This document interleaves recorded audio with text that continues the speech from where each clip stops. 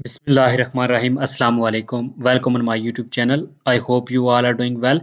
आज की वीडियो में हमने डिस्कस करना है जी एन इंट्रोडक्शन टू इन्वायरमेंट के यूनिट 1 को, जिस यूनिट का नाम है इन्वायरमेंट एंड इंट्रोडक्शन। यानी इसमें हमने माहौल का तारफ़ को देखना है, जिसको हम उर्दू में कहते हैं ना माहौल, इन्वायरमेंट।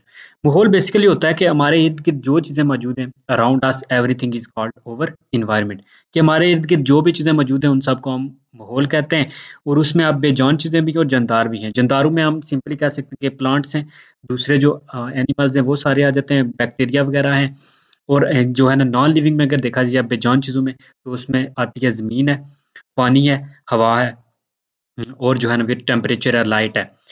तो मैं मेजर जो टॉपिक्स होंगे इस चैप्टर में, इस यूनिट में, वो एनवायरनमेंट के माहौल क्या है, उसकी डेफिनेशन को हम देखेंगे, फिर हिस्ट्री, देन स्कोप क्या है जो हम एनवायरमेंटल पढ़ते हैं या एनवायरनमेंट का, और इम्पोर्टेंस क्या है एनवायरनमेंट की हमारी लाइफ में, द वर्ल्ड रिस्पॉन्स, और दुनिया का क्या रिस्पॉन्स है एनवायरनमेंट के रिलेटेड, फिर परसेप्शन एंड एटीट्यूडनल चेंजेस के परसेप्शन की वजह से, या फिर जो एटीट्यूड, हमारा जो एटीट्यूड है उसकी वजह से क्या तब्दीलियाँ आ रही हैं एनवायरनमेंट में। तो सबसे पहले बात करते हैं इंट्रोडक्शन की, यानी तारफ़ की, कि एनवायरनमेंट का माहौल का तारफ़ क्या है। तो आप जो ह्यूमन है वो इनहिबिटेड का मतलब होता है रहना, मस्कन। तो जो ह्यूमन है वो 2 तरह के एनवायरनमेंट या 2 तरह की दुनिया में रहते हैं, 2 तरह के वर्ल्ड में। एक होता है नेचुरल वर्ल्ड, जिसमें कुदरती तौर पे जो भी चीज़ें हमारे इर्द-गिर्द हैं, जिसमें पौधे आते हैं, प्लांट्स, एनिमल्स हैं, सॉइल है, एयर है एंड वाटर है। यानी ज़मीन है, पानी है, हवा है। ये सारे जो है ना, ये नेचुरल वर्ल्ड में आते हैं, जो billions of years and which we the homo sapiens. Homo sapiens जो ह्यूमन बीइंग है, इनका साइंटिफिक नेम है। इंसानों का ये जो साइंटिफिक नेम है वो होमो सेपियंस है। तो ये जो स्पीशीज़ है ये इस माहौल का पार्ट है। दूसरा जो वर्ड है जो आर्टिफिशियली जो बनाया गया, वर्ड ऑफ सोशल इंस्टीट्यूशन, जिसमें सोशल इंस्टीट्यूशन आते हैं या आर्टिफैक्ट्स हैं, जिसमें क्रिएट ओवर सेल्फ, जिसमें using science, technology and political organisation, जो हमने चीज़ें खुद जो है ना वो तहलीक करके बना के, जिसमें साइंस टेक्नोलॉजी की जैसी चीज़ें बनाई गई हैं, ये सारी, या फिर जो सोशल इंस्टीट्यूशन है जिसमें आर्टिफैक्ट्स वगैरह हैं, ये सारे जो हैं वो हमारा दूसरा वर्ड होते हैं। तो ये बेसिकली वो कहता है कि इंसान ये 2 तरह की दुनिया में रहता है। एक जो सिंपली, जिसमें उसने बता दिया कि नेचुरल है, और दूसरा जो है ना वो जो बनाया जाता है साइंस के थ्रू या टेक्नोलॉजी के थ्रू। देन वो कहता है कि अगर हम चाहते हैं कि ये जो टेक्नोलॉजी है, साइंस है, इसकी वजह से जो चीज़ें एडवांस हो गई हैं, ये इसकी वजह से अल्टर हो गई है, और देयर सराउंडिंग के हमारे जो इर्द-गिर्द की चीज़ें थी वो तब्दील हो रही हैं।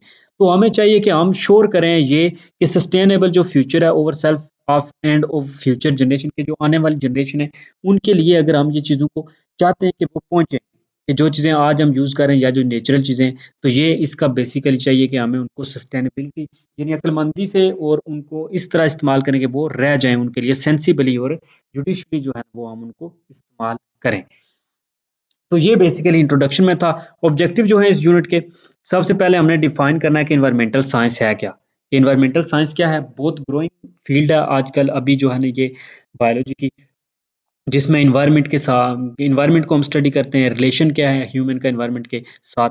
इकोलॉजी, इकोलॉजी बेसिकली रिलेशनशिप होता है कि ऑर्गेनिज्म का टू देयर एनवायरनमेंट, क्या ऑर्गेनिज्म का जो इंटरेक्शन या रिलेशनशिप होता है एनवायरनमेंट के साथ, उसको इकोलॉजी कहते हैं। फिर इसकी हम टाइप्स डिफरेंट डिस्कस करेंगे, अंडरस्टैंड करेंगे the scope and importance of environmental science, कि एनवायरमेंटल जो साइंस है इसका स्कोप क्या है, और इसकी इम्पोर्टेंस क्या है, अहमियत क्या है। यानी दुनिया में अगर आप एनवायरमेंटल साइंस पढ़ते हो तो आप किस किस फील्ड में आगे जा सकते हो, या फिर कॉम्प्रिहेंड करेंगे the global response on environmental issues and the need to bring about attitudinal changes. और हम ये चीज़ डिस्कस करेंगे कि ग्लोबल दुनिया में क्या रिस्पॉन्स है जो एनवायरमेंटल इश्यूज हैं, जिसमें जो ग्लोबल वार्मिंग हो रही है, यानी पूरा अर्ज जो दुनिया का टेम्परेचर हर साल बढ़ रहा है एनुअली, इसके ऊपर बात करेंगे। फिर जो कुछ कॉन्फ्रेंसेस वगैरह हैं, जो लोग काम कर रहे हैं इसके ऊपर, के कार्बन डाइऑक्साइड वगैरह का जो एमिशन है उसको कम किया जाए। तो ये चीज़ें, देन हम जो है ना कौन सा एटीट्यूड जो है ना वो अपनाएँ, या कौन सी तब्दीलियाँ लाएँ अपने बिहेवियर में, जिसकी वज़ह से माहौल में जो है ना वो तब्दीलियाँ आए, वो माहौल के लिए अच्छी साबित हों। तो अब सेक्शन 1 में हम डिस्कस करते हैं environment, definition, scope and importance. अब एनवायरनमेंट जो है ना वो एक फ्रेंच वर्ड एनवायरनर से लिया गया है। एनवायरनर टू इनसर्कल और सराउंड, जिसका मतलब होता है इनसर्कल और सराउंड, यानी अराउंड, इर्द-गिर्द जो होता है। कैन बी डिफाइंड एज़, अगर इसकी प्रॉपर हम डेफिनिशन देखें तो ये वो होगी कि कोई भी सर्कमस्टांसेस, वो हालात या कंडीशंस है जो सराउंड एन ऑर्गेनिज्म और ए ग्रुप ऑफ ऑर्गेनिज्म्स, कि एक ऑर्गेनिज्म है उसके इर्द-गिर्द जो भी हालात हैं, सर्कमस्टांसेस हैं या जो कंडीशंस हैं, उन सब को जो है ना हम एनवायरनमेंट कहते हैं। दूसरी अगर देखें तो the complex of social or cultural condition that affect an individual or community के ये एक इंडिविजुअल है और इसके अराउंड ये जो सोशल दूसरे लोग हैं या दूसरी कम्युनिटी है, इस सब का जो है ना इस सब को इसका एनवायरनमेंट कहा जाता है। अब एनवायरनमेंट के रिलेटेड जो है ना वो 3 क्वेश्चन इन्वॉल्व होते हैं कि व्हाट इज़ सराउंडेड, क्या चीज़ सराउंड की जाती है? इसमें पर्टिकुलरली हम बात करते हैं लिविंग ऑब्जेक्ट की, जनरली ह्यूमन बीइंग की। व्हाट इज़ सराउंडेड कि किस चीज़ को सराउंड किया जाता है? तो हम इसको कहते हैं कि ये ह्यूमन बीइंग के बारे में हम डिस्कस करते हैं कि इंसानों के इर्द-गिर्द को जो है ना वो डिस्कस किया जाता है। बाय व्हाट सराउंडेड और किस चीज़ ने उसको घेरा हुआ होता है। तो इसमें हम जो है ना फैक्ट देखते हैं कि education is the environment of human however human being can not exist और understand in isolation from the other forms of life and from plant life. तो इसमें बेसिकली हमारे इर्द-गिर्द तमाम चीज़ें आती हैं जिसमें प्लांट लाइफ है, फिर जो है ना सम ऑफ टोटल कंडीशंस के जो इर्द-गिर्द हमारे कंडीशंस आती हैं, स्पेस है, टाइम है, देन जो है ना वो लैंड है, एयर है, वाटर है और बायोलॉजिकल कम्युनिटी जिसमें बैक्टीरिया वगैरह या दूसरी जो लाइफ़्स हैं वो सारी आती हैं। तो ये सब चीज़ें हमें सराउंड करती हैं जिसमें लिविंग भी आती हैं और नॉन लिविंग भी आती हैं। और तीसरी चीज़ है कि वेयर सराउंड और कहाँ पे सराउंडेड करती हैं, it is the nature that physical component of earth, जिसमें फिजिकल कंपोनेंट जो अर्थ है वहाँ पे land, air, water support and effect life in the biosphere. Biosphere वो जगह होती है जहाँ पे लाइफ मुमकिन है कि कुराए अर्ज़ पे, ज़मीन पे जहाँ भी लाइफ मुमकिन है, उसको हम उस पार्ट को बायोस्फीयर कहते हैं। बायो मीन लाइफ और स्फीयर मीन एरिया। अब हम प्रॉपर डेफिनेशन देख लेते हैं कि एनवायरनमेंट की डेफिनेशन, माहौल की डेफिनेशन है क्या? तो इम्पोर्टेंट जो डेफिनेशन है, a person's environment consist of the sum total of the stimulation which he receives from his conception until his death, कि वो तमाम चीज़ें जो एक शख्स के इर्द गिर्द तमाम सम होता है, sum total of the stimulation जो इर्द गिर्द उसके स्टिमुलेट करती हैं, जो वो रिसीव करता है अपनी बर्थ से लेके अपनी डेथ तक, उस सब को उसका इन्वायरमेंट कहा जाता है। तो ये जो ऊपर चीज़ है इसमें अब कौन कौन सी चीज़ें आ सकती हैं, फिजिकली आ सकती हैं, और फिर इंटेलेक्चुअल चीज़ें आ सकती हैं, इकोनॉमिक। इंटेलेक्चुअल का मतलब होता है ज़हनी तौर पे अक्लमंदानी, फिर economic, economically, politically, culture, social, moral and emotional, हर तरह की जो चीज़ें हैं वो इसमें आ सकती हैं और इन तमाम का जो है ना इन्फ्लुएंस होता है कंडीशन पे जिसमें वो अफेक्ट करती हैं लाइफ को, नेचर को, बिहेवियर को, growth, development and maturation of living organism, यानी तमाम जो एस्पेक्ट्स होते हैं लिविंग ऑर्गेनिज्म के उनको वो इफेक्ट करती हैं जो माहौल में चीज़ें होती हैं। अब हम बात करते हैं हिस्ट्री क्या है जी इन्वायरमेंटल साइंस एंड एजुकेशन की। तो एनवायरमेंटल जो कंजर्वेशन है, कंजर्वेशन का मतलब होता है किसी चीज़ को महफूज करना, बचाना। तो ये जो एलिवेशन ऑफ पॉवर्टी यानी पॉवर्टी को कम करना, एलिवेशन का मतलब होता है कम करना। एलिवेशन करते हैं एंड सस्टेनेबल डेवलपमेंट, जो सस्टेनेबल डेवलपमेंट है कि अक्लमंदी से चीज़ों को इस्तेमाल करना, उनको डेवलप करना। ये जो एजेंडा था, ये ग्लोबल मीटिंग यानी यूनाइटेड नेशन जो कॉन्फ्रेंस था स्टॉकहोल्म में, उसका था 1972 में। फिर जो अर्थ समिट आया कि ज़मीन को जो है ना प्रोटेक्ट करना है जिसमें रियो द जनेरो है, 1992 में ये रियो द जनेरो में हुआ था। फिर न्यूयॉर्क में 1997 और फिर जो है ना वो जोहान्सबर्ग में 2002 में। ये ऐसी कंज़र्वेशन एनवायरमेंटल कंज़र्वेशन हुई हैं, कॉन्फ्रेंसेस हुई हैं यूएन के अंडर, यूनाइटेड नेशन ने की हैं ताकि जो अर्थ का एनवायरनमेंट है इसको प्रोटेक्ट किया जाए। तो जो स्टार्ट था एनवायरमेंटल एजुकेशन का वो हिस्टोरिकल मार्क करता है कि start with international conference on human environment at Stockholm in 1972, यानी स्टार्ट जो था हुआ था वो 1972 में हुआ था और ग्लोबल लेवल इन पाकिस्तान, और ये पाकिस्तान में भी इसका शुमार होता है। तो नतीजतन एंड जो नीड हुई एनवायरमेंटल एजुकेशन की वो फर्स्ट एम्फेसाइज की गई 1979 में इन बलग्रेड में। फिर जो है ना वो जो इसको आगे द टिबिलिसी कॉन्फ्रेंस हुई यूएसएसआर यानी जो रशिया है 1977 में, फर्स्ट मेजर कॉन्फ्रेंस थी के एनवायरमेंटल एजुकेशन के ऊपर भी, जिसके फॉलोइंग ऑब्जेक्ट थे। अब ये बात हुई है इसकी हिस्ट्री की अगर बात करें तो ये जिन कुछ कॉन्फ्रेंसेस हुई हैं जिनके मुताबिक ये कहा गया कि हमने एनवायरमेंट को प्रोटेक्ट करना है। इसमें आया जो है ना डिफरेंट वेज थे कि एक तो कि कार्बन डाइऑक्साइड के एमिशन को कंट्रोल करना है, ये जो गाड़ियाँ वगैरह हैं धुआं निकलता है गाड़ियों से, या फिर जो है ना वो ऐसी जो वेस्ट वगैरह है उसको कंट्रोल करना है, ये सारी चीज़ें। अब इसके जो मेन ऑब्जेक्टिव्स थे, ये जो यूएसएसआर में हुई थी, इसके कि to create environmental awareness. Awareness का मतलब होता है कि लोगों में जो है ना एक उजागर करना लोगों को, उनमें तालीम फैलाना, अवेयर करना लोगों को कि ये जो चीज़ें हैं ये एनवायरनमेंट के लिए नुकसानदेह हैं और ये फ़ायदेमंद है, तो वो चीज़ें इस्तेमाल करें। To disseminate knowledge and skill, और नॉलेज और स्किल को डिसेमिनेट करना, फैलाना, लोगों में जो है ना वो स्किल्स उनमें होनी चाहिए, नॉलेज होना चाहिए कि कैसे वो एनवायरनमेंट को प्रोटेक्ट कर सकते हैं। To initiate new behaviour approach at individual और ग्रुप लेवल टुवर्ड्स एनवायरनमेंट, तो एनवायरनमेंट के रिलेटेड जो है ना न्यू बिहेवियर अप्रोच लोगों के अंदर इनिशिएट करना, शुरुआत करना, यानी इनिशिएट का मतलब होता है शुरू करना, ताकि लोग जो है ना एनवायरनमेंट की इम्पोर्टेंस को समझें, माहौल की इम्पोर्टेंस को समझें। फिर उन्हें ये भी डेवलप किया कि इसको इंटरडिसिप्लिनरी व्यू ऑफ एनवायरनमेंट, के एनवायरनमेंट को हम एक इंटरडिसिप्लिन बना लेते हैं कि बुक्स के साथ अटैच करते हैं, लोगों के करिकुलम में ऐड करते हैं, ताकि फिर जो लोग स्टडी करते हैं उनको dynamic system and to emphasise its complexity, और जो इसकी कम्प्लेक्सिटी या पेचीदगी है उसके ऊपर एम्फसाइज करेंगे। एम्फसाइज का मतलब होता है जोर देना। फिर उन्हें हेल्प किया promotion of environmentally sound development programme towards sustainable growth, ताकि जो ग्रोथ है वो एनवायरनमेंट की सस्टेनेबल हो और कायम रहे। To create an atmosphere of national international understanding and global corporation in the area of environmental priority, जिन जगहों पे एनवायरमेंटल प्रायोरिटी है वहाँ पे जो है ना वो उन्होंने कहा कि खास तौर पे जो है ना एनवायरमेंट के रिलेटेड चीज़ें उजागर की जाए, वहाँ पे अवेयरनेस फैलाई जाए, ग्लोबल कॉर्पोरेशन जो दुनिया में ऑर्गेनाइजेशन है वो मिलके काम करें। अब ये जो ऑब्जेक्टिव थे ये अचीव किए गए, फर्स्टली ब्रिंगिंग, सबसे पहले जो है ना पहला जो फर्स्टली था कि ब्रिंग किया गया positive attitudinal and behaviour change in teachers and students in respect of environmental problems and conservation.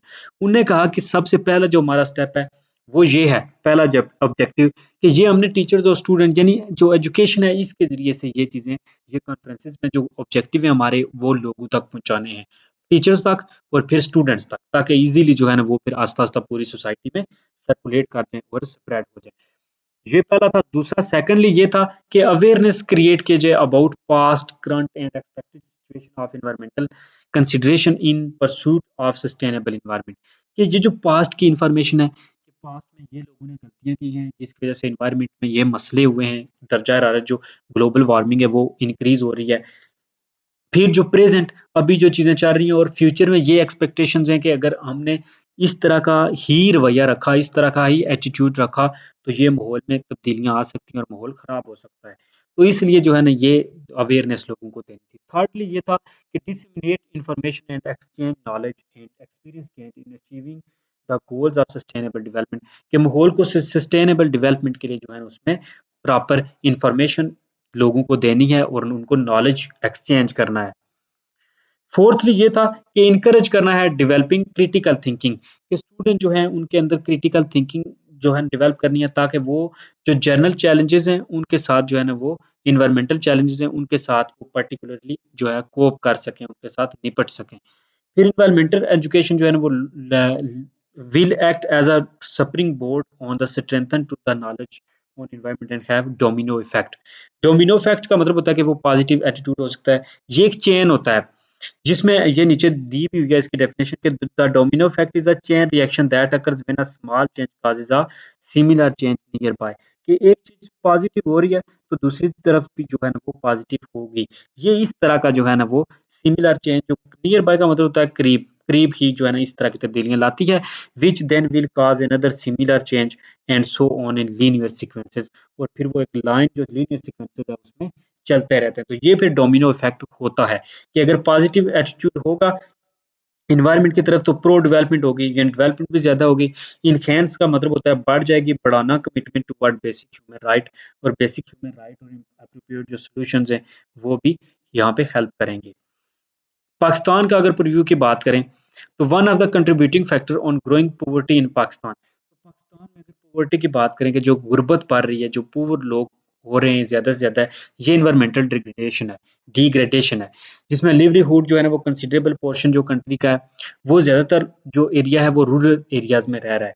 वो जिन चीज़ों पे डिपेंड कर रहे हैं, रूरल एरियाज़ की वो चीज़ें हैं, देहाती लोग जो हैं जिसमें land, water, forest, live stocks, fisheries और मिनरल्स वगैरह आते हैं। ये जो चीज़ें मोस्टली नेचुरल वे से आती हैं।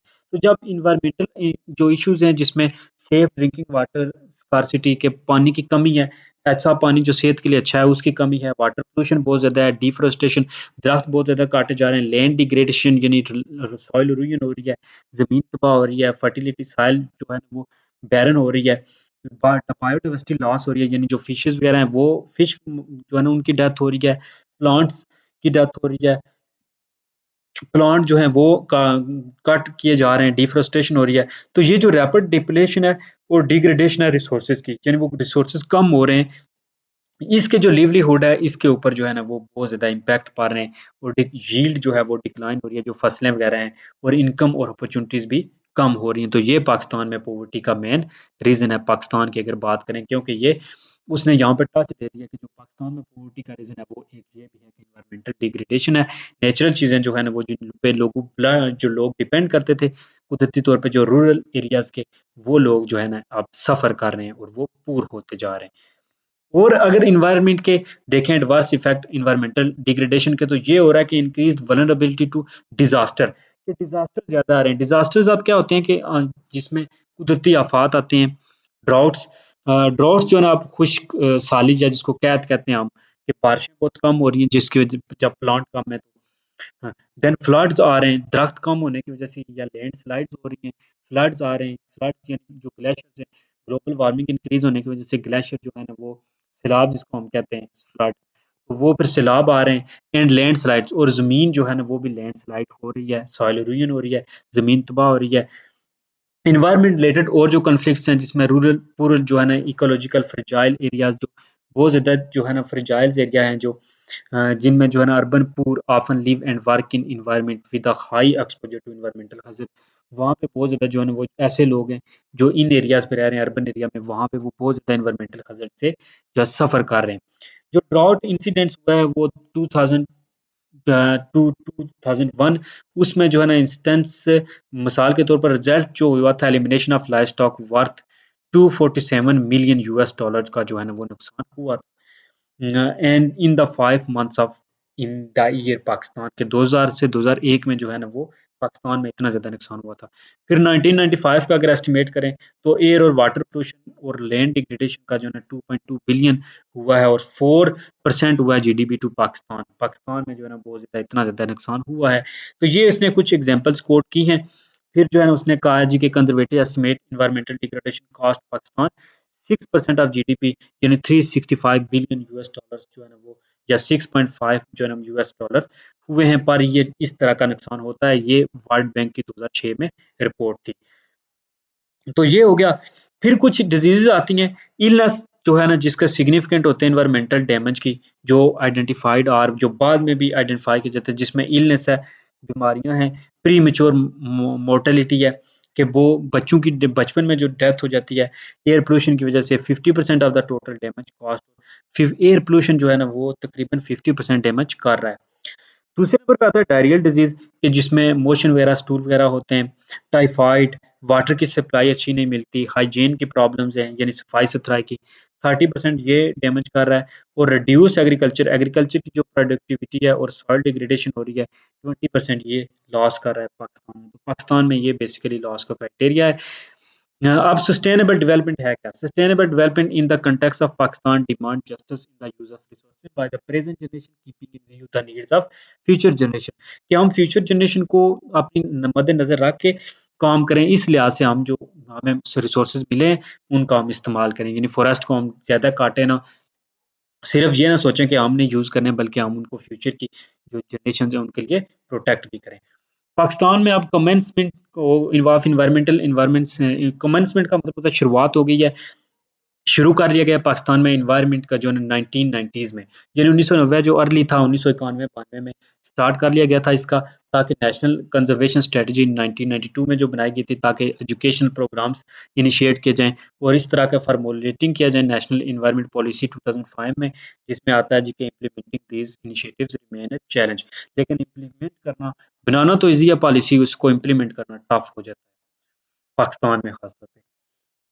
अब नेक्स्ट जो है यहाँ तक हो गया था एनवायरनमेंट, और पाकिस्तान में एनवायरमेंटल प्रॉब्लम्स क्या हैं, कौन-कौन सी चीज़ें हैं जो पाकिस्तान में की जा रही हैं, स्कोप क्या है जी एनवायरमेंटल साइंस का। तो जो नास्टा है, नास्टा ने जो है ना वो 2008 में प्लेज किया था strong support for environmental education as a way to instil environmental literacy. ये इस तरह से, ताकि लोगों के अंदर जो है जो एनवायरमेंटल एजुकेशन है उसको मुतारफ़ किया जाए, लोगों को माहौल के बारे में आगाही की जाए। उनने प्रॉपर इसको जो स्कूल का करिकुलम होता है, जो निसाब होता है, उसका पार्ट बनाने का भी सोचा कि इसको निसाब का पार्ट बनाया जाए, ताकि जो फ्यूचर्स है फ्यूचर इन्वायरमेंटल फ्रेंडली एक्टिविटीज जो सिटीजन है वो उसकी एक बेस बनाई जाए ताकि वो माहौल के रिलेटेड काम करें। तो कुछ जो यूनिवर्सिटी थी वो स्पेशल प्रोग्राम भी ऑफर करती है जिसमें एनवायरमेंटल साइंस है, इंजीनियरिंग मैनेजमेंट में 1980s और 90s में। वो तो ये आस्ता-आस्ता ये ट्रेंड इंक्रीज़ हुआ और जो 21st सेंचुरी है उसमें और स्पीड ओवर हो गया। स्प्रेड जो डेकेड के साथ एजुकेशनल जो एनवायरमेंटल एजुकेशन और अवेयरनेस है पाकिस्तान में, वो इमैच्योर और रीसेंट ही जो है ना वो रही। लेकिन वो एस्टिमेट के मुताबिक ये है कि यूनिवर्सिटी और जो इंस्टीट्यूशन है पाकिस्तान में वो तकरीबन 300 एक्सपर्ट जो है ना एनुअली फील्ड एनवायरमेंटल साइंस और इंजीनियरिंग में प्रोड्यूस कर रही है। 300 जो एक्सपर्ट्स जो एनालिसिस के मुताबिक ये है कि 13,000 जो एक्सपर्ट्स अभी फील्ड में वाइड है पाकिस्तान में, जो एनवायरमेंटल स्पेशलिस्ट हैं, जो एनवायरमेंट के रिलेटेड काम करते हैं। ये इसने एक रफ सा दिया है कि किस तरह से टेबल बना के कि कितने स्कूल हैं, स्कूल के नंबर और फिर एक्सपर्ट कितने रिक्वायर्ड हैं, फिर कॉलेजेस में कितने चाहिए, यूनिवर्सिटीज़ में 791, इंडस्ट्री में कितने यानी एक्सपर्ट्स की नीड है पाकिस्तान में ताकि जो काम कर सकें। सस्टेनेबल डेवलपमेंट ऑफ पाकिस्तान में अगर हम देखें तो पाकिस्तान में सस्टेनेबल डेवलपमेंट की बात करें तो एनवायरमेंटल एजुकेशन के दरमियान में डोमिनो इफेक्ट है, इधर भी डोमिनो इफेक्ट है और ये भी डोमिनो इफेक्ट है, ये भी डोमिनो इफेक्ट है। इंस्टीट्यूशनल स्ट्रेंथिंग जो अदारे हैं उनको स्ट्रेंथ करने के लिए कौन-कौन सी चीज़ें की हैं, जिसमें R&D leading to environmental excellence and quality education दी जाए। फिर जो है ना राइट दूसरी तरफ अगर देखें मेन स्ट्रीमिंग ह्यूमन राइट जो ह्यूमन के बेसिक राइट्स हैं उनके ऊपर भी जो है ना वो फोकस किया जाए। तो ये होगा कि अगर आप एनवायरनमेंट को प्रोटेक्ट करेंगे तो राइट टू फूड, एजुकेशन और शेल्टर एंड सिक्योरिटी भी लोगों को मिलेगी जब आप क्वालिटी एजुकेशन देंगे और एक्सीलेंस देंगे। दूसरी तरफ अगर देखें right to safe drinking water and sanitation तो रीजनेबल जो है ना वो responsible media to raise issue of the right manners and right weightage कि जो वेटेज और राइट मैनर में उसको इशू को ताकि उठाएं ताकि उसके पॉजिटिव इफेक्ट हो। फिर जो इन्वायरमेंट को आप जो है इम्प्लीमेंट करेंगे पॉलिसी फ्रेंडली इन सब चीज़ों को आप इंस्टीट्यूशन को स्ट्रॉन्ग बनाएंगे, लोगों को फ्रेश राइट है लोगों का कि उनको फ्रेश एयर प्रोवाइड की जाए वो मिलेगी, राइट सेफ ड्रिंकिंग मिलेगी, सैनिटेशन का प्रॉपर निज़ाम होगा, हेल्थ लोगों को मिलेगी, पाकिस्तान ग्रीन होगा, पाकिस्तान में वाइल्ड लाइफ ज़्यादा होगी, क्लीन पाकिस्तान में मेगा प्रोजेक्ट स्टार्ट होंगे। जो मेगा इश्यूज़ हैं पाकिस्तान में, वो सॉल्व हो जाएँगे, जिसमें कॉस्ट इफ़ेक्टिव हो जाएँगे, एनवायरमेंटल एक्सपर्ट्स प्रोड्यूस होंगे। स्ट्रैटेजी पाकिस्तान में जो है ना वो प्रायोरिटी जो लोकल, नेशनल और जो लीगल जो रीजनल आइडियाज़ हैं वो होंगे। फिर पाकिस्तान में जो ग्लेशियर्स मेल्टिंग है, सर्ज करते हैं, पॉपुलेशन के जो इश्यूज़ हैं, जो ज़ीरो एमिशन और नो वेस्ट ये जो है इन चीज़ों को स्टार्ट करेंगे आप तो पाकिस्तान प्रोटेक्ट होगा। इंटीग्रेशन जो एनवायरनमेंट या पॉजिटिव एटीट्यूड हो, बिहेवियर पॉजिटिव हो, socially, culturally, ecological more responsible लोग जो है ना मिल-जुल के इसकी रिस्पॉन्सिबिलिटी लें, एनवायरनमेंट को प्रोटेक्ट करें, एक्सपेंड करें, प्रोटेक्ट करें फॉरेस्ट को, वाइल्ड लाइफ को ज़्यादा से ज़्यादा बचाएँ, वाटर, सॉइल और मिनरल का जो है ना वो वाइज़ली यूज़ करें। तो ये बेसिकली होता है सस्टेनेबल एनवायरनमेंट में था कि किस तरह माहौल को जो है ना वो डेवलप करना है, एजुकेशन देनी है लोगों को। एनवायरमेंटल साइंस जो है ना वो बेसिकली सिस्टमैटिक स्टडी या एनवायरनमेंट की और over proper place in it कि हम हमारी जो एनवायरनमेंट में एक प्लेस है उसकी और हमारे इर्द गिर्द जो एनवायरनमेंट है इसकी एक सिस्टमैटिक स्टडी है एनवायरमेंटल साइंस। एनवायरमेंटल साइंस जो है ना हाईली इंटरडिसिप्लिनरी है और मल्टी डिसिप्लिनरी है। मल्टी डिसिप्लिनरी का मतलब होता है कि बहुत से जो डिसिप्लिन है उनके साथ ये कनेक्ट करती है जिसमें साइंस है, सोशल साइंसेज है, ह्यूमैनिटीज है, ब्रॉड होलिस्टिक स्टडी है, एग्रीकल्चर जिसमें आता है, physical sciences, biological sciences, air, water और जो सॉइल इस सब का ज़िक्र आता है जी साइंसेज में। फिर जो है ना in contrast to more theoretical discipline जो एनवायरमेंटल साइंस है वो मिशन ओरिएंटेड है कि मिशन के लिहाज से इसको स्टडी किया जाता है। अगर बात करें तो बायोलॉजी में देखें एनवायरमेंटल साइंस जो है ना वो उसको सेंटर में लिया गया है। ओवरलैप देखें ये नेचर के साथ ओवरलैप कर रही है, सोसाइटी के साथ, टेक्नोलॉजी के साथ। अब नेचर में जो नेचुरल साइंस है जिसमें बायोलॉजी है, फिजिक्स है, केमिस्ट्री देन जी फिर इंजीनियरिंग के साथ, इकोलॉजी के साथ, sociology, political science, history, religion, literature यानी दुनिया के जो लाइफ के हर एस्पेक्ट्स है, ज़ाहिर-सी बात है हम एनवायरनमेंट में रहते हैं तो एनवायरनमेंट का हमारे साथ एक ताल्लुक है। तो अभी तक जो है ना वो डिफ़िकल्टीज़ है is not to identify remedies कि इसकी इतनी डिफ़िकल्टी नहीं है कि इसकी हम रेमेडीज़ को नहीं डिस्कवर कर पाएँ बल्कि रेमेडीज़ जो है ना वो आर नो वेल अंडरस्टैंड अब जो है ना उनको अच्छे से समझ लिया गया है। इकोनॉमिकली, पॉलिटिकली एक्सेप्टेबल भी हैं।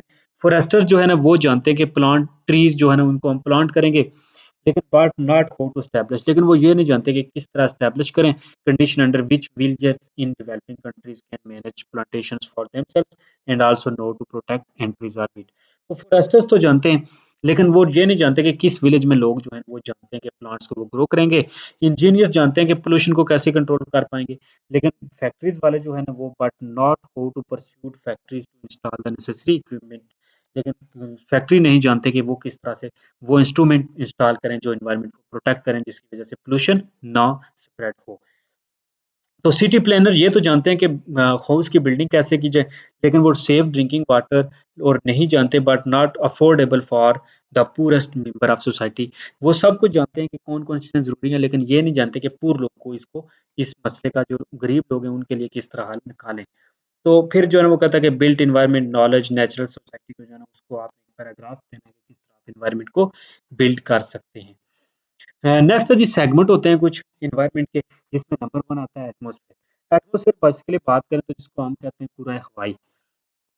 पूरा हवाई होता है जिसमें हमारे इर्द-गिर्द जो हवाओं का गिलाफ है, जो ह फ हवा का गिलाफ है इसको कहते हैं एटमॉस्फेयर।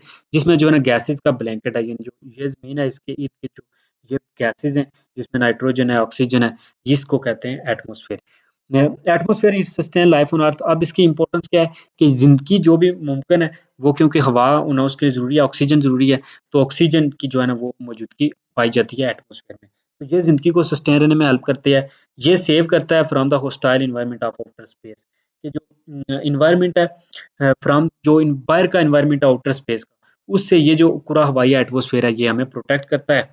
देन जो कॉस्मिक रेज़ हैं, क्योंकि इसमें ओज़ोन भी है, तो जो कॉस्मिक रेज़ आती हैं सन से, रेडिएशंस, वो उनसे भी ये हमें प्रोटेक्ट करता है।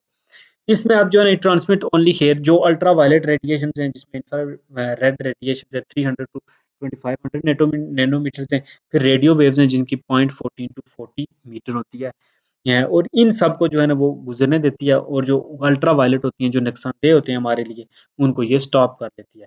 इस एटमॉस्फेयर में जो है ना डिफरेंट गैसेज़ पाई जाती हैं, जिसमें नाइट्रोजन है, ऑक्सीजन है, और कुछ जो है ना वो ट्रेसेस मिक्दार में भी गैसेज़ पाई जाती हैं। ये होता है पहला एनवायरनमेंट का पार्ट एटमॉस्फेयर। दूसरा आता है हाइड्रो। हाइड्रो का मतलब होता है वाटर, H2O। यानी ये ऐसा है ज़मीन के ऊपर जहाँ भी पानी पाया जाता है, जितना भी अब उसमें ओशंस हैं, सीज़ हैं, लेक्स हैं, रिवर्स हैं, स्ट्रीम्स हैं, रिज़र्वोइर्स हैं, जहाँ पे पानी को स्टोर किया जाता है, पोलर आइस कैप्स हैं, ग्लेशियर्स हैं और ग्राउंड वाटर है। जिस हाल में वाटर पाया जाता है, उस सब पोर्शन को ज़मीन के को एटमॉस्फेयर को हाइड्रो जो है वो स्फीयर कहते हैं। तकरीबन 97% जो है ना वाटर पाया जाता है, जो ओशंस वगैरह हैं, 2% जो है ना वो पाया जाता है, मोस्टली लॉक किया जाता है, जो बर्फ़ वगैरह है उसमें, आइस कैप्स में, और 1% जो होता है ना वो फ्रेश वाटर है, जो हमें पीने के लिए भी हम यूज़ करते हैं, और बाकी जो नदी नालों में बहता है। तो ये था हाइड्रोस्फीयर। नंबर 3 पे आता है लिथोस्फीयर। लिथो का मतलब होता है रॉक्स, पत्थर।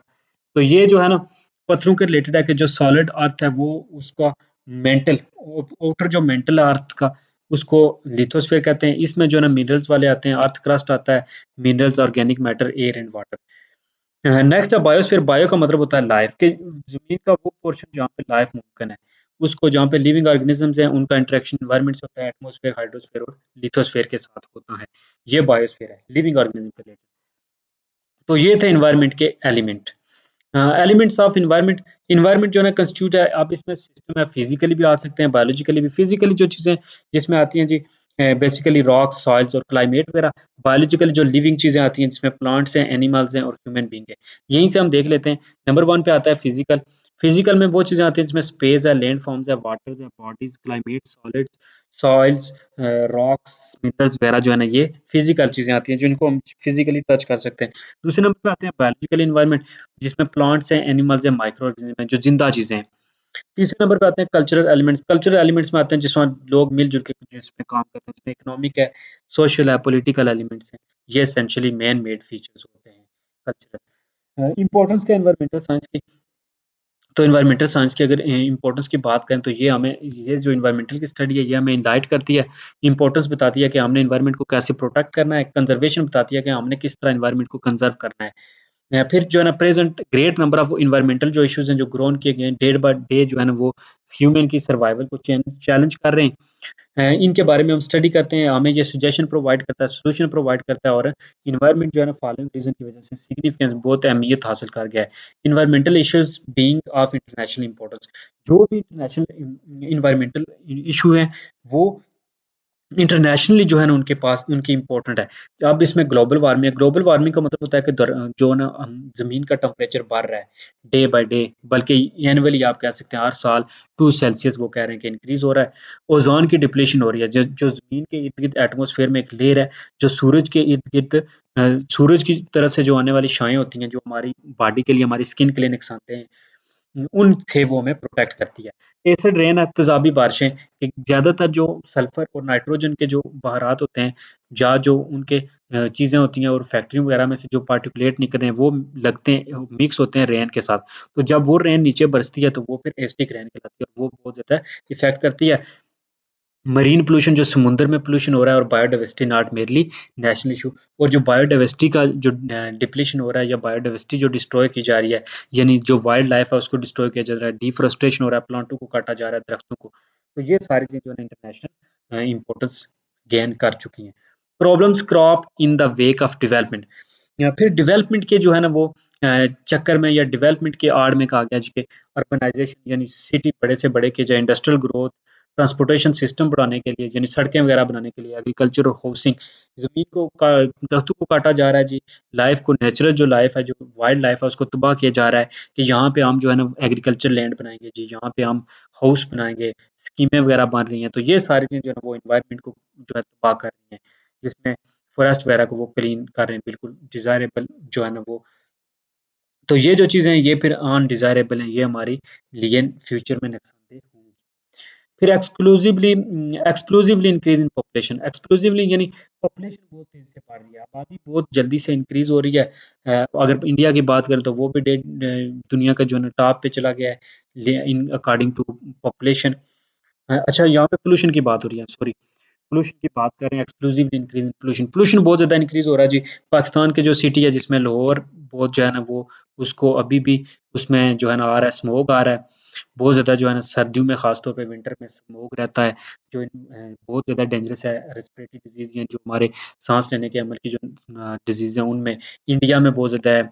इंडिया के जो भी बड़े सिटी हैं दुनिया में उनमें, जहाँ पे पॉपुलेशन ज़्यादा है, वर्ल्ड पॉपुलेशन इंक्रीज़ हो रही है, इस वज़ह से पोल्यूशन भी इंक्रीज़ हो रहा है। तो वो सॉइल की सैलिनिटी डैमेज कर रहा है, सॉइल का स्ट्रक्चर डैमेज कर रहा है, एग्रीकल्चर जो एक्टिविटीज़ हैं उनको डैमेज कर रहा है। Need for an alternative solution, हमें चाहिए कि हमें ये ज़रूरी है, इम्पोर्टेंट है कि हमें इन सब का अल्टरनेट सॉल्यूशन चाहिए होगा।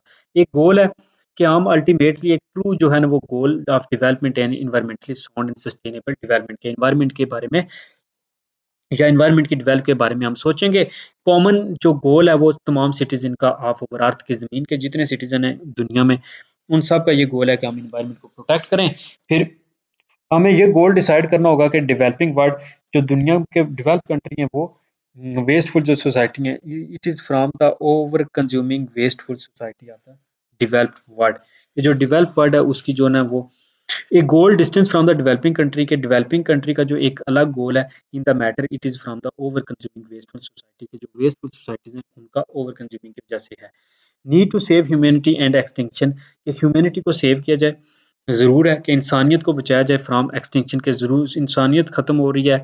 कंसीक्वेंट to over activities constricting the environment and depleting the biosphere in the name of development, कि हम डेवलपमेंट के नेम पे जो है ना वो बहुत सी जो बायोस्फीयर है ये उसको कम कर रहे हैं, बायोडाइवर्सिटी को कम कर रहे हैं, जो ज़िंदा चीज़ें हैं उनको कम कर रहे हैं, तो इंसानियत भी बाकी रहनी चाहिए।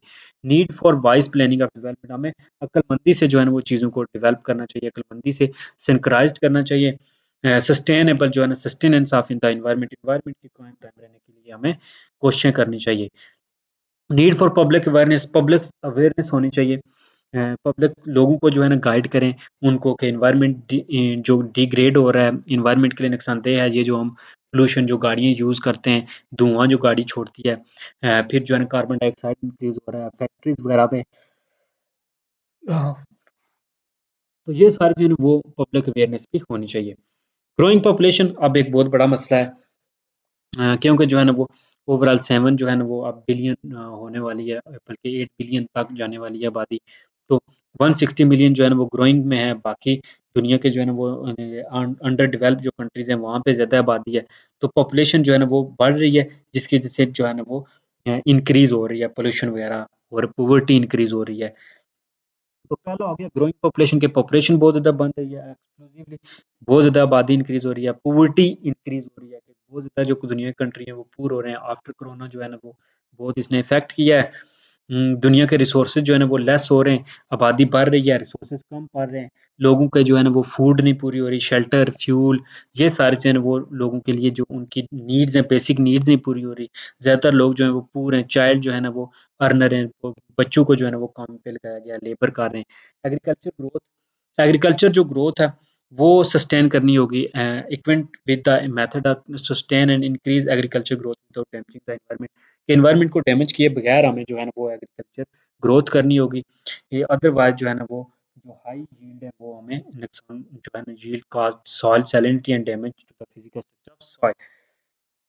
नेक्स्ट है need to restore ground water resource के जो ग्राउंड वाटर रिसोर्स है उनको हमें रिस्टोर करना होगा। उनको दोबारा इस्तेमाल करना होगा जो इंडस्ट्रियल इन्फ्लुएंट्स या फिर जो केमिकल फर्टिलाइज़र जो पानी के साथ मिक्स होके पानी को वाटर जो पोल्यूशन का काज़ बन रहे हैं उसको हमें कंट्रोल करना होगा, उसको स्टॉप करना होगा। फिर डेवलपमेंट एंड फॉरेस्ट डेवलपमेंट देखनी होगी। फॉरेस्ट जो पाकिस्तान में है वो बहुत कम है, श्रिंक किए जा सिकुड़ रहे हैं, कम हो रहे हैं आस्ता-आस्ता डिफ़ॉरेस्टेशन की वज़ह से। तो हमें चाहिए होगा कि हम लोगों के अंदर अवेयरनेस फैलाएँ, उनको नॉलेज और स्किल सिखाएँ और इंक्रीज़ की जाए, ज़्यादा से ज़्यादा प्लांटेशन की जाए, प्लांट वेस्ट से जो है ना वो किया जाए। डिग्रेडेशन ऑफ लैंड, लैंड की डिग्रेडेशन हो रही है। कॉज़ेज़ जो मेजर कॉज़ हैं जिसमें पुअर इरिगेशन है, ड्रेनेज प्रैक्टिस है, ड्रेन भी कम की जा रही है जी, डिफ़ॉरेस्टेशन हो रही है, ओवर ग्रेजिंग की जा रही है, वाटर की स्कार्सिटी है, पानी बहुत कम है, ड्राउट खुश्की हो रही है, माइग्रेशन बहुत ज़्यादा है, परमानेंट सेटलमेंट जो है ना वो फिर इंटेंसिफाई ऑफ एग्रीकल्चर, एग्रीकल्चर के बारे में फिक्शन है, फ्लडिंग हो रही है, पॉपुलेशन प्रेशर और प्रिवेलिंग पॉवर्टी है, ये जो है ना लैंड को डिग्रेड कर रहा है। डेज़र्टिफ़िकेशन यानी बहुत सी लैंड जो है ना उसको डेज़र्ट में तब्दील किया जा रहा है। दरख्त वगैरह काट के फिर जो है ना लैंड बिल्कुल सैराह में तब्दील हो रही है, सॉइल रुइन हो रही है, यानी ज़मीनी कटाव हो रहा है। क्या क्यों ज़मीनी कटाव का ये वजह है कि वो फ्लड आ रहा है या फिर जो है ना दरख्त काटे जा रहे हैं जिसकी वजह से फर्टिलिटी ऑफ सॉइल जो है ना वो रैपिडली डिप्लीट हो रही है, कम हो रही है। जो सॉइल में न्यूट्रिएंट्स चाहिए होते हैं एनपीके जिसमें नाइट्रोजन है, फास्फोरस है और पोटेशियम है, एनपीके तो ये डिक्रीज़ हो रहे हैं इनका level.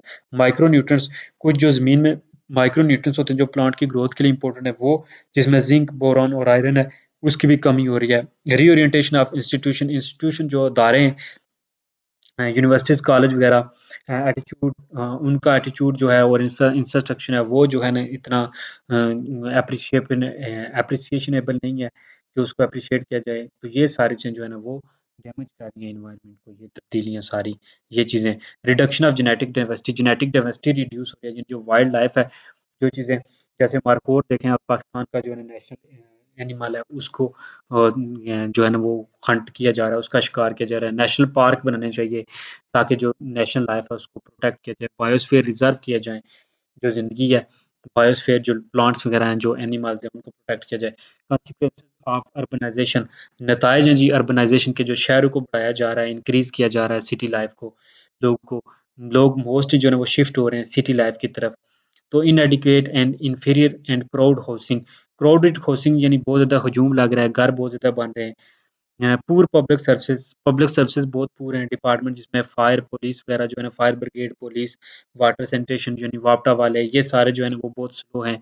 Water management, waste management, increase crime rate बहुत बढ़ रहे हैं अर्बनाइज़ेशन की वजह से, इनएडिक्वेट ट्रांसपोर्ट सिस्टम जो है ना वो नामुनासिब है। Air and water population population नहीं होगा बल्कि यहाँ पे पोल्यूशन होगा। तो आउटडेटेड पॉपुलेशन यानी पॉपुलेशन की वज़ह से जो है ना आउटडेटेड पॉपुलेशन यानी जो पॉपुलेशन है वो आउटडेटेड है। Technologies and makeshift facilities divide of any provision of treating their waste लोग वेस्ट से जो है ना उसको ट्रीट नहीं कर पा रहे हैं क्योंकि लोग टेक्नोलॉजी से जो है ना इतने आउटडेटेड हैं, इतने उनसे आगाह नहीं हैं। फिर इंडस्ट्रियल जो वेस्ट वगैरह है वो जो है ना एनवायरनमेंट को तबाह कर रहा है। ये सारी चीज़ें जो है ना ये हमने डिस्कस की environmental problems. Types of environment हैं जी। तो जो अकॉर्डिंग टू कोर्ट लेविन जो था उसने एनवायरनमेंट कहा जी कि एनवायरनमेंट 3 तरह का होता है। एक फिज़िकल एनवायरनमेंट है, जिसमें हमने लैंड की बात की, सॉइल की बात की, ये वाटर, एयर हो गया। सोशल एंड कल्चर एनवायरनमेंट होता है जिसमें पॉलिटिकली, इकोनॉमिकली आता है। तीसरा होता है साइकोलॉजिकली कि मेंटली जो एक बंदे का एनवायरनमेंट होता है। अब हम इन तीनों को एक्सप्लेन करते हैं। पहला होता है फिज़िकल एनवायरनमेंट। फिज़िकल एनवायरनमेंट में आता है जियोग्राफिकली चीज़ें कि जिस जियोग्राफी, क्लाइमेट, वेदर या फिज़िकल कंडीशन में आप रह रहे हैं, हमारे इर्द-गिर्द जो चीज़ें हैं। अब जो कोल्ड कंट्रीज़ हैं जहाँ ठंडे ममालिक है, जहाँ पे यूरोपियन कंट्रीज़ आती हैं, जहाँ पे बहुत ज़्यादा जो है ठंडक होती है, उनमें जो है ना एशियंस, अफ्रीकन कंट्री हैं, जो वार्मर कंट्रीज़ हैं, ऑफ़न हैव डार्कर कम्प्लेक्शन, वहाँ पे डार्कर लोग ज़्यादा होते हैं। और जो कोल्ड कंट्री है, वहाँ पे जो है ना लोग जो है ना उनके फेयर, लाइटर यानी कम्प्लेक्शन होते हैं। दूसरे नंबर पे फ़िज़ीक देखें इंडिविजुअल की, तो डिपेंड करते हैं क्लाइमेट कंडीशन पे, कि उनकी जो बॉडी होती है वो क्लाइमेट कंडीशन पे डिपेंड करती है, और जो इंडिविजुअल होते हैं वो उस एनवायरनमेंट में एडजस्ट करना चाहते हैं। Human working efficiency also depend on climatic condition, और इंसानों की जो वर्किंग कैपेसिटी होती है वो भी क्लाइमेटिक कंडीशन पे डिपेंड करती है, कि अगर ज़्यादा सर्दी हो तो ज़ाहिर-सी बात है आप उतना काम नहीं कर सकते। अगर मौसम नॉर्मल हो तो आप अच्छा काम कर सकते हैं, और अगर आपको मॉडरेट टेम्परेचर या एक जो मुनासिब टेम्परेचर मिले तो आप अच्छे से काम कर सकते हैं, तो ये रीज़न है। दूसरा नंबर पे आता है सोशल एनवायरनमेंट। सोशल एनवायरनमेंट जो है ना, इसमें इन इकोनॉमिक आता है, पॉलिटिकल कंडीशंस आती है, जहाँ पे लोग रह रहे हैं, ये भी डिपेंड करती है। मोरल कल्चर और जो इमोशनल फोर्सेस होती हैं, ये भी इन्फ्लुएंस करती हैं इंडिविजुअल के बिहेवियर को। फिर साइकोलॉजिकली होती है कि मेंटली वो बंदा कितना रिलैक्स है। साइकोलॉजी बेसिकली स्टडी होती है मेंटल प्रोसेसेस की। तो ये भी जो इंडिविजुअल एक्स जिस सिचुएशन में वो काम कर रहा है, वहाँ पे कुर्ट लेविन ने कहा कि इस टर्म को life space for explaining psychological environment. जो साइकोलॉजिकल एनवायरनमेंट होता है, कि वो बंदा मेंटली कैसा है, उसको मेंटली जो है ना वो प्रॉपर उसको एडिक्वेट एनवायरनमेंट मिल रहा है, साइकोलॉजिकल एनवायरनमेंट भी होना चाहिए। स्ट्रक्चर नेक्स्ट बात करते हैं, तो ये जो है ना कोर्ट, अगर आ जाए कोर्ट लेविन के जो है ना एनवायरनमेंट के कितने जो है ना वो पार्ट थे, तो वो हम डिस्कस किए, 3 थे। जो है ना फिजिकली, देन जो है ना सोशली और साइकोलॉजिकली। स्ट्रक्चर एनवायरनमेंट की बात करें तो एनवायरनमेंट का स्ट्रक्चर बायोलॉजिकली भी होता है और फिजिकली भी होता है। अब जो है ना इसमें लिविंग भी आते हैं और नॉन लिविंग भी। फिजिकल एनवायरनमेंट में आते हैं जी नॉन लिविंग थिंग्स। इसको आगे 3 चीज़ों में डिवाइड किया गया है, सॉलिड जिसको हम ठोस कहते हैं, लिक्विड जिसको माया, और गैस, गैस होता है 3। सॉलिड कोई सख्त चीज़ जैसे पत्थर हो गया, लिक्विड में पानी, और गैस में जो है ना गैस आ गई, जैसे हमारे इर्द-गिर्द एनवायरनमेंट है। और ये जो फॉलोइंग है ये 3 स्फीयर्स प्रेज़ेंट करते हैं, जिसमें लिथोस्फीयर है जिसमें सॉलिड्स हैं, पत्थर वगैरह रॉक्स जिसको हम कहते हैं, या माउंटेन्स हैं। हाइड्रोस्फीयर है जिसमें वाटर आता है, और एटमॉस्फेयर है जिसमें गैसेज़ आती हैं, हवा वगैरह, एयर जो है ना एटमॉस्फेयर में आती है। तो ये एनवायरमेंटल के जो है ना बेसिक टर्म्स है, जिसमें लिथोस्फेरिक एनवायरनमेंट है, जिसमें पत्थर वगैरह आते हैं, रॉक, सॉलिड, जिसमें अर्थ, हाइड्रोस्फेरिक जिसमें वाटर आता है, और एटमॉस्फेरिक जिसमें गैसेस आती हैं। अब इसमें हम जो साइंटिस्ट ने इसको क्लासिफाई किया नीचे आगे यूनिट्स में, स्पेशल स्केल्स में, जिसमें माउंटेन्स एनवायरनमेंट आता है, glacier environment, plateau environment and coastal environment में उसने डिवाइड किया है। तो बायोलॉजिकल जो है ना एनवायरनमेंट, ऊपर उसने जो बात किया वो फिजिकल की बात की। दूसरा नंबर पे आता है बायोलॉजिकल एनवायरनमेंट, जिसमें लिविंग चीज़ आती हैं, प्लांट जिसको फ्लोरा कहते हैं, और एनिमल जिसको फौना कहते हैं। ये फ्लोरा जो है ना जिसमें प्लांट्स तमाम पाए जाते हैं, और जो एनिमल है उसमें यानी जो फौना है उसमें तमाम एनिमल पाए जाते हैं। फिर सोशल एनवायरनमेंट और इकोनॉमिक एनवायरनमेंट, जो इकोनॉमिक के रिलेटेड है, माशियत के, फिजिकल, सोशल, ये सारी चीज़ें हैं। The physical man, physical man जो है ना एक ऑर्गेनिज्म है ऑफ द पॉपुलेशन और कम्युनिटी, के एक पॉपुलेशन या बायोलॉजिकल जो कम्युनिटी, जैसे एक मैं हो गया, बस एक इंसान, उसकी नीड जो बेसिक एलिमेंट्स होते हैं हैबिटाट के, वो उसने कहाँ रहना है, उसको हवा चाहिए, सांस लेने के लिए वाटर चाहिए, पीने के लिए और फूड, ये उसकी बेसिक नीड्स हैं। तो ये बायोलॉजिकल जो अदर बायोलॉजिकल पॉपुलेशंस हैं, he release waste in the ecosystem, और बाकी जो है ना इसके बावजूद वो वेस्ट को रिलीज करती हैं एनवायरनमेंट में। सोशल मैन, सोशल मैन जो है ना वो फॉलोइंग फंक्शन परफॉर्म करता है, वो सोशल इंस्टीट्यूशन एस्टेब्लिश करता है, इकोनॉमिक, लोगों के साथ पॉलिटिकली जो है ना वो। दूसरा फार्मिंग सोशल ऑर्गेनाइजेशन बनाता है, इंस्टीट्यूशन बनाता है, दायरे बनाता है, ऑर्गेनाइजेशन बनाता है, लॉ और प्रिंसिपल और पॉलिसीज फॉर्मुलेट करता है जो पॉलिटिक्स में आते हैं, फिर सेफ गार्ड देता है existence, interest and social welfare का जो है ना वो ख्याल रखता है। इकोनॉमिक मैन जो होता है वो इकोनॉमिक जो है ना स्किल्स वगैरह पे बेस करता है, टेक्नोलॉजी पे फोकस करता है लोग, ताकि उनकी इकोनॉमी को इंक्रीज किया जाए।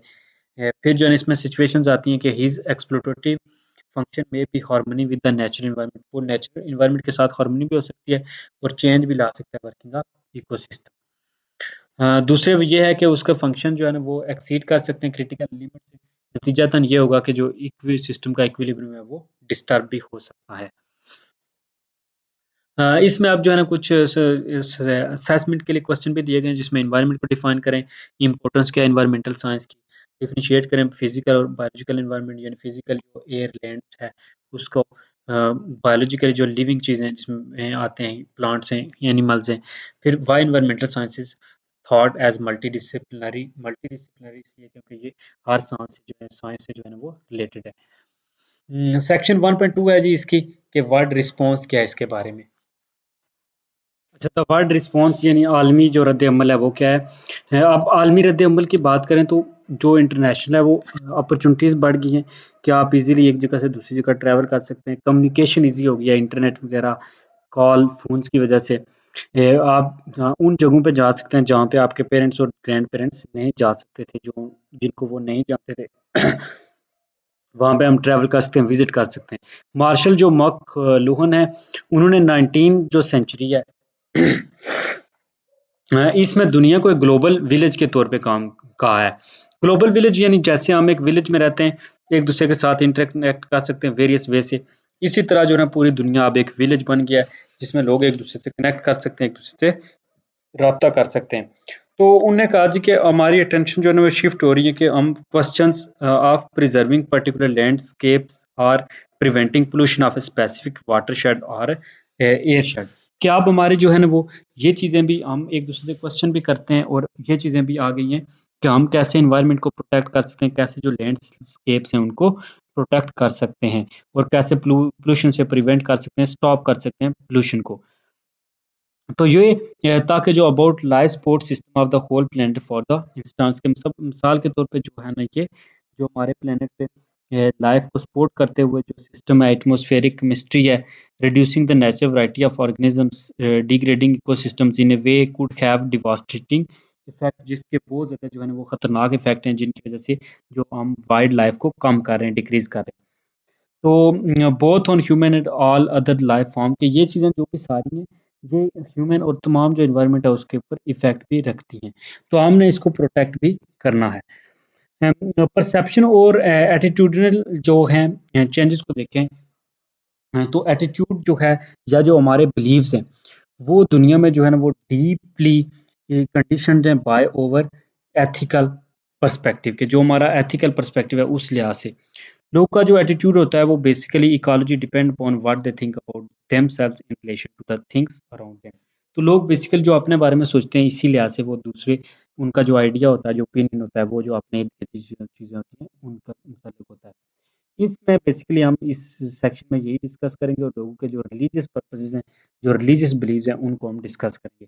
तो टुडे जो एनवायरमेंटल क्राइसिस हैं जो सेकुलर या रिलीजियस स्कॉलर्स हैं वो underlying philosophical causes of man rapacious attitude toward the his environment के रिलेटेड जो लोगों का बिहेवियर है वो रिलीजियस और स्कॉलर जो है कुछ इस तरह बयान करते हैं। जो रिसर्चर्स हैं वो इन्वॉल्व करते हैं look at root philosophies affecting the human outlook and interaction with the world के लोगों का जो दुनिया के साथ जो इंटरेक्शन है वो एक रिलीजन शेयर या फिर religion create attitude that led to the violation and damage of nature कि उस लिहाज से भी कुछ लोग डैमेज कर रहे हैं। थ्रू आउट हिस्ट्री जो है ना बहुत से कल्चर ह्यूमन के जो पर्टिकुलरली इंपॉर्टेंट है, सेकुलर जो ह्यूमैनिटीज हैं वो क्लेम ये करती हैं कि जो we are unique because of over intelligent foresight and creativity. जो सेकुलर लोग हैं वो ये कहते हैं कि हम इस वजह से यूनिक हैं क्योंकि हमारे पास एक तो अक्ल है, इंटेलिजेंस है, फोरसाइट है, हम दूरंदेशी करते हैं और क्रिएटिविटी है, हम क्रिएट कर सकते हैं चीज़ों को। तो ये जो व्यू है इस अचीवमेंट के मुताबिक हमने आर्ट, म्यूजिक और जो साइंस को किया है और अदर जो इंसानों के राइट्स, वैल्यूज हैं वो सारी चीज़ें। ये जो रिलीजन है वो रिलीजियस ह्यूमन जो है वो बिलीव करते हैं कि we have unique place in creation. ये अल्लाह के मुताबिक हम यूनिक क्रिएशन है, यानी इंसान जो है ना वो अशरफुल मखलूक़ात हैं, वो domination of nature and domain है, यानी वो डोमिनेट करते हैं। तो इस लिहाज से in in influential and debatable paper entitled the historic root of over ecological crisis कि जो the historic root of ecological crisis जो लिन वाइट ने कही थी, उन्होंने एक जो बिब्लिकल वर्स है उसको स्टेट किया और उसमें उन्होंने कहा कि be fruitful and multiply and replenish the earth and subdue it and have dominion over the fish of the sea and over the fowl of the air and every living thing that move upon the earth के जो ज़मीन पे चीज़ें घूम रही हैं वो उस सब के ऊपर उसको डोमिनेट किया गया है। तो उन्होंने ये क्लेम किया, बेसिकल जो लिन था वाइट उसने क्लेम किया कि ये अपॉर्चुनिटी दी गई है मैनकाइंड को कि वो नेचर को यूज़ करें, एक्सप्लॉइट करें, जिन जो चीज़ें बनाई गई हैं ज़मीन पे वो सारी उनको इस्तेमाल भी कर सकते हैं और उनको एक्सप्लॉइट कर सकते हैं। तो इस एनालिसिस के मुताबिक ये कहा गया। फिर कुरान की एक आयत है जी कि अल्लाह ने कुरान में कहा जी कि वेयर दे लॉर्ड सेड, जब अल्लाह ने फरिश्तों से कहा था कि मैं जो है ना I am about to create a mortal out of mire, कि मट्टी से मैंने जो है ना एक इंसान बनाना है, and when I have fashioned, और मैं जब उसको बना लूँ, एंड ब्रीथ, और उसको अपनी स्पिरिट से जो है ना वो ब्रीथ उसमें सांस भरूं या रूह दूं, then fell down before him, तो उसको सजदा करो। तो ये फिर कुरान में कहा गया। फिर another aspect that separates him from the rest of creation, कि जो इंसान को रेस्ट ऑफ क्रिएशन से जो है जो जुदा करता है, कि जो ट्रस्ट था उसमें कुरान में कहा गया कि we did offer the trust to the heavens and earth, कि हमने हेवंस को, अर्थ को और माउंटेन्स को कहा कि वो ट्रस्ट लें, लेकिन उन्होंने रिफ्यूज कर दिया टू ओवरटेक इट। लेकिन जो इंसान था, क्योंकि वो डर गई थी, बीइंग अफ्रेड देयर ऑफ, क्योंकि वो डरी हुई थी, बट मैन अंडरटूक इट, लेकिन इंसान ने इसे ले लिया है। तो ये एक मैटर था कि ट्रस्टी और ट्रस्टशिप के दरमियान में, ट्रस्ट और ट्रस्टीशिप जो होता है उसके दरमियान में एक रिलेशनशिप होता है, मैटर था कि जो ट्रस्टी है, trust is giving our responsibility to the trustee, के ये ट्रस्टी को दिया जाता है। अदरवाइज में जो गार्डियन होता है after trust have a high degree of freedom and accompanying responsibility, जो जिसको दिया जाता है वो उसको यूज भी कर सकता है और मिस यूज भी कर सकता है। तो ये बेसिकली यहाँ पे कहा गया है।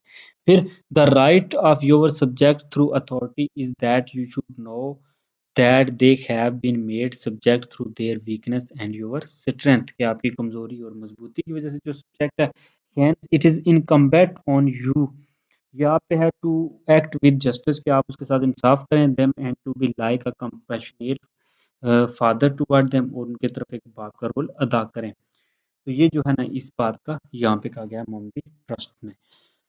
तो ये बेसिकली था।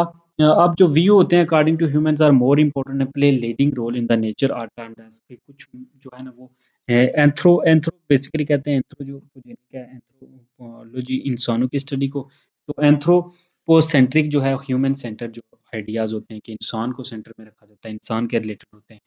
फिर दूसरी तरफ जो है ना कुछ ट्राइबल या इंडिजिनियस जो लोकल पीपल होते हैं वो हंटर्स या गैदर थे, उन्होंने ट्रेडिशनल एग्रीकल्चर सोसाइटी जिसका स्ट्रॉन्ग सेंस था स्टीवर्डशिप का, स्टीवर्डशिप या responsibility to manage and care for a particular place, जिसमें ये कहा जाता है कि जो एक कस्टोडियन होता है उसको जो रिसोर्स मिलते हैं वो उनको रिस्पॉन्सिबिलिटी भी है उसकी कि वो उसको मैनेज भी करे और उस जगह की केयर भी करे। और नेक्स्ट जो है था ना वो बायोसेंट्रिक था। बायोसेंट्रिक जो ये क्लेम करता है जो तमाम लिविंग ऑर्गेनिजम्स हैं उनके कुछ फंडामेंटल राइट्स और वैल्यूज़ हैं, whether they are useful to us, वो हमें फ़ायदेमंद हैं या नहीं है, लेकिन हमें उनका कुछ उनके लिए रूल्स और वैल्यूज़ भी बेसिक हैं। फिर इकोसेंट्रिक आता है, जो इकोसेंट्रिक जो इकोलॉजिकल प्रोसेस करता है एज अ होल, कि more important other than individual part, के अदर जो इंडिविजुअल हैं उससे इकोसेंट्रिक जो इकोलॉजी है वो ज़्यादा इम्पोर्टेंट है, जिसमें साइकिल्स वगैरह आते हैं, वाटर साइकिल है, नाइट्रोजन साइकिल है, ये सारी चीज़ें। फिर जो है ना वो डिस्ट्रक्शन हुआ that took millions of years to establish known as irreversible damage, कि ऐसा डैमेज हुआ जो इरिवर्सिबल है, जिसने चीज़ों को ऐसे तबाह किया जो स्पीशीज वगैरह जो एक्सटिंक्ट हो गई हैं, ये नापैद हो गई हैं, ये सारी चीज़ें। देन जो है ना vastly more of sufferings are born both can ever survive even species come and go what seem to have longevity in the nature and like process evolution and photosynthesis। evolution होता है इर्तिका जिसको कहते हैं, जो passage of time के साथ तब्दीलियां आती हैं ऑर्गेनिजम्स में। और फोटोसिंथेसिस ऐसा प्रोसेस है जिसमें प्लांट्स जो है ना वो सनलाइट को यूज करते हैं और कार्बन डाइऑक्साइड और वाटर को मिक्स करके फूड बनाते हैं, कार्बोहाइड्रेट्स बनाते हैं। बायोलॉजी में अगर एवोल्यूशन देखें तो evolution change in the genetic material, जो एक पॉपुलेशन होती है उसकी जेनेटिक मटेरियल में जो चेंज आती है organism from generation to the next generation, के एक जनरेशन से नेक्स्ट जनरेशन में, इन चेंजेस को जो है ना वो एवोल्यूशन कहा जाता है। ये जो है ना सब्सटेंशियल चेंज होती हैं ऑर्गेनिजम्स के, this process can culminate in the emergence of new species, के ये जो है ना एक नई स्पीशीज भी इसके नतीजे में इमर्ज होती है। दूसरी तरफ फोटोसिंथेसिस को अगर बात करें तो फोटोसिंथेसिस जो है ना ये ऐसा प्रोसेस होता है जिसमें प्लांट सनलाइट की एनर्जी को ट्रैप करते हैं और प्रोड्यूस करते हैं sugar in the presence of green pigment, जिसको क्लोरोफिल हम कहते हैं, प्लांट के जो सब्ज पत्ते में होता है।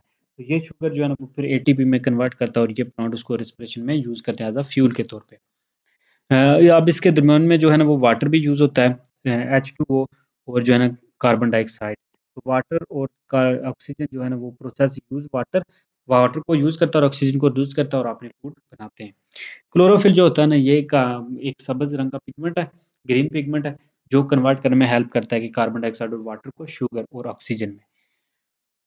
हाँ, तो नतीजे में बनते क्या हैं, 6 मॉलिक्यूल जो होते हैं ना वो कार्बन ऑक्सीजन के बनते हैं, और जो है ना वो पहले तो 6 मॉलिक्यूल वाटर और जो है ना 6 मॉलिक्यूल कार्बन डाइऑक्साइड के मिक्स किए जाते हैं, तो ये बनाते आगे हैं जी एक शुगर मॉलिक्यूल, ये C6H12O6 ऑक्सीजन के 6 मॉलिक्यूल। अब एक और टर्म भी है जिसको इको फेमिनिज्म कहा जाता है। ये बेसिकली इसलिए इस्तेमाल की जाती है कि जो सोशल या पॉलिटिकल मूवमेंट जो फेमिनिज्म है, ये जो औरतों के हक के बारे में वो लड़ाई लड़ते हैं, जो ऑर्गेनाइजेशन है वो, और जो इन्वायरमेंटल है, ये इन्वायरमेंटलिज्म और फेमिनिज्म जो है ना वो इकट्ठे काम करें, मिल के काम करें और इन्वायरमेंट के बारे में सोचें। तो ये इन्वायरमेंटलिज्म जो है ना ये होता है ब्रॉड फिलॉसफी है, सोशल मूवमेंट है centre on concern for the conservation and improvement of the natural environment, जो कुदरती तौर पर इन्वायरमेंट है उसकी बेहतरी के लिए काम किया जाए। और फेमिनिज्म ये है कि ये एक मॉरल फिलॉसफी है या सोशल मूवमेंट है with gender inequalities and women rights, वो तमाम जो जेंडर्स हैं उनको इक्वालिटीज दिया जाए और वुमेन्स राइट्स का ख्याल रखा जाए। फिर इको जो फेमिनिस्ट हैं वो आर्गू करते हैं जी कि रिलेशनशिप एग्जिस्ट करता है between the operation of women and the degradation of the nature, के अगर वुमेन की ऑपरेशन होगा तो ऑटोमेटिकली जो है नेचर का डिग्रेडेशन होगा। तो वो ये क्लेम करते हैं कि जो सोशल मेंटालिटी लीड करती है, जो domination and operation of women is directly connected to the social mentality that leads to abuse of environment, जिसकी वजह से एनवायरनमेंट जो है ना वो अब्यूज होता है, और माहौल के दरमियान जो है ना ये रिलेशनशिप है ह्यूमन और नॉन ह्यूमन, या जो नॉन लिविंग या जो दूसरी ऑर्गेनिज्म है उनके दरमियान में। They reject all the isms of domination racism. अब जो है ना इको जो फेमिनिस्ट होते हैं ये रिजेक्ट करते हैं domination exploitations and mistreatment of women, के वुमेन चिल्ड्रन माइनॉरिटीज और नेचर के साथ जो किया जाता है, जो इको फेमिनिस्ट होते हैं कि जो भी इसके साथ बिहेवियर किया जाता है, जो इरेगुलर या जो बिहेवियर किया जाता है उस सब को ये कंडेम करते हैं। ये रिजेक्ट करते हैं जो भी इज़म है जिसमें रेसिज्म है, स्पीशीज़िज्म है, सेक्सिज्म है, क्लासिज्म है, ये सारी चीज़ें ये जो है उनको रिजेक्ट करते हैं। सेल्फ असेसमेंट के तौर पे क्वेश्चन है कि क्लोरोफिल क्या होता है? क्लोरोफिल एक ग्रीन पिगमेंट है जो हेल्प कर जो पाया जाता है मोस्टली प्लांट्स के लीव्स वगैरह में, जो फोटोसिंथेसिस में हेल्प करता है। फोटोसिंथेसिस का रोल क्या है? फोटोसिंथेसिस जो है ना ये हेल्प करता है फूड की प्रिपरेशन में, प्लांट्स को मदद देता है। Explain what you understand by the term irreversible damage to the environment. Irreversible damage यही होता है कि एनवायरनमेंट में ऐसी तबाही, इरिवर्सिबल बल का बेसिकली मतलब ये होता है कि जिस चीज़ को आप रिवर्स ना कर सकें, कि जो परमानेंट डैमेज हो जाए, जिस तरह किसी स्पीशीज़ को एक्सटिंक्ट करते हैं आप कि वो स्पीशीज़ ही खत्म हो जाए, तो अब वो स्पीशीज़ खत्म हो गया तो आप उसको रिवर्स नहीं कर सकते, उसको ठीक नहीं कर सकते, चाहे जो मर्ज़ी कर दें। जिस तरह आप डायनासॉर अब नहीं ला सकते। इसी तरह प्लांट्स में जो है ना वो आप किसी सॉइल को जो रुइन हो जाए वो फिर जो है ना एनवायरनमेंट में कोई जो एयर की क्वालिटी डैमेज हो जाए किसी एरिया की बहुत ज़्यादा, वो what is different between biocentric and ecocentric approach. Biocentric basically जो है ना वो जो लिविंग ऑर्गेनिज्म है उनके रिलेटेड है, उनको सेंटर्स है कि जो ह्यूमन के अलावा या ह्यूमन जो और जो दूसरी लिविंग ऑर्गेनिज्म है उनको प्रोटेक्ट किया जाए, और इकोसेंट्रिक है कि एनवायरनमेंट को, इकोलॉजी को प्रोटेक्ट किया जाए। और इको फेमिनिज्म के बारे में हमने अभी पढ़ा है कि ये 2 टर्म को इकट्ठा किया गया है, इकोलॉजी और फेमिनिज्म, जो फेमिनिस्ट होते हैं ताकि जो काम करें। ये बेसिकली डिपेंड कहते हैं जी कि तमाम जो इज़्म होता है ना जिसमें रेसिज्म है, सेक्सिज्म है, सोशलिज्म है, उन सबको ख़त्म किया जाए, और औरतों को और जो बच्चों को उनके हकूक दिए जाएँ, और जो एनवायरनमेंट है, नेचर है, उसको भी प्रोटेक्ट किया जाए। तो कुछ सेल्फ असेसमेंट जैसे ये एनवायरनमेंट का दिया गया है, फिर क्लोरोफिल जो है ना ग्रीन पिगमेंट है, फिर इकोफे जो है ना सोशल पॉलिटिकल मूवमेंट है जो अटेम्प्ट कर रही है कि यूनाइट करें एनवायरमेंटलिज्म एंड फेमिनिज्म को। तो ये बेसिकली सारी चीज़ें थी यूनिट फर्स्ट में जो हमने डिस्कस की हैं। लाइक कर दें वीडियो को और सब्सक्राइब कर दें चैनल को। अल्लाह हाफिज़।